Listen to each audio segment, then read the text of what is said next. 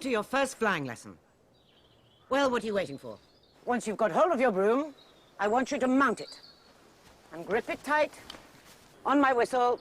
3, 2...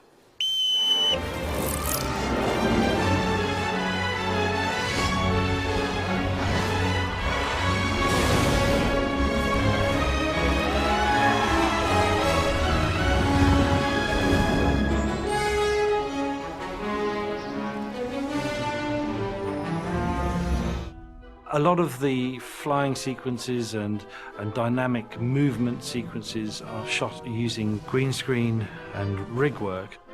If we're working a flying sequence, we'll have the actors on a practical broom rig, and that will allow us to do a certain amount of movement, and we'll program the rig with our animation data so it looks like the actor's steering the broom and he's riding around. There's some pretty big rigs where these actors had to clamber up and get onto these brooms and fly around. And then we would later add atmosphere and environment behind them. We shot the characters individually from the right, correct camera angles with correct matching lighting to match the background plates that we shot on location. And then the two went together. The end result is it really looks like they're flying through that environment. They were all pretty good at it, all the kids who got up there, and I think it was fun. It was a fun thing to do, and I think that always helps. Takes 1, 2 and 3, they love it. Takes 4 and 5.